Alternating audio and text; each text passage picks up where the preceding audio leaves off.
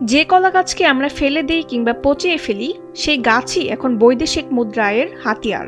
ফেলে দেওয়া কলা গাছ থেকে তৈরি হচ্ছে মূল্যবান আঁশ বা ফাইবার, যা রপ্তানি হচ্ছে শুধু চীন, রাশিয়া এবং ভারতে। রাজশাহীর বাঘা উপজেলার কামারপাড়া গ্রামে এই অসম্ভবকে সম্ভব করেছেন সানাউল কবির শামীম। গত 20 অক্টোবর থেকে বাণিজ্যিকভাবে এই ফাইবার উৎপাদনের কাজ শুরু করেন।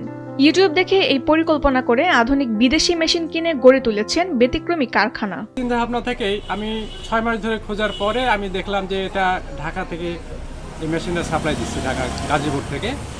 এরপরে আমি ঢাকা গাজীপুর থেকে মেশিনটা ক্রয় করে আজ 2 মাস হয়ে গেল।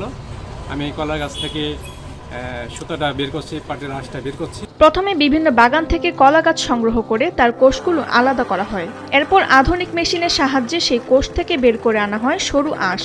সবশেষে পানিতে ধুয়ে রোদে শুকালেই তৈরি হয় উজ্জ্বল সোনালী ফাইবার। শুধু ফাইবারই নয়, আঁশ বের করার পর অবশিষ্ট অংশ থেকে তৈরি হচ্ছে উন্নত মানের জৈব সার। কলা গাছের বর্জ্যটা কিন্তু আমি আবার একটা নতুন উদ্যোগ গ্রহণ করেছি, বায়োগ্যাস প্ল্যানে ব্যবহার করে সেখান থেকে গ্যাস তৈরি হবে এবং গ্যাস তৈরি হওয়ার পর যেটা বের হবে সেটা থেকে সহজে কেঁচো সার তৈরি করা সম্ভব এবং যে কেঁচো সারটার ভিতরে অনেক উন্নত মানের উপাদান আছে।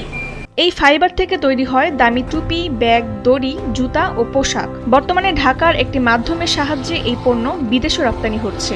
সরকারি সহযোগিতা পেলে এবং সরাসরি রপ্তানির সুযোগ তৈরি হলে এটি এলাকার বেকার যুবকদের কর্মসংস্থান হবে বলে ধারণা করছেন উদ্যোক্তা সানাউল কবির শামীম। তাছাড়া স্থানীয়ভাবে কলা চাষ বেশি হওয়ায় কাঁচামালেরও কোনো সংকট নেই বলে তিনি জানান।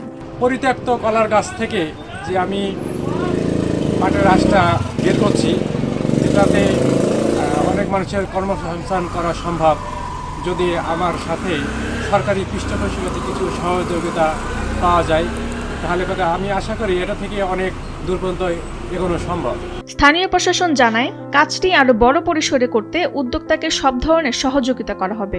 আমরা উপজেলা কৃষি অফিস থেকে তার ব্যাপারে খোঁজ খবর নিয়েছি। ভবিষ্যতে তাকে আমরা বিভিন্ন ধরনের সহযোগিতা করার আশ্বাস দিয়েছি এবং যে অবহেলিত অংশটা থেকে আঁশ তৈরি করা হচ্ছে, এটা থেকে আমাদের প্রচুর পরিমাণ বৈদেশিক মুদ্রা অর্জন হচ্ছে।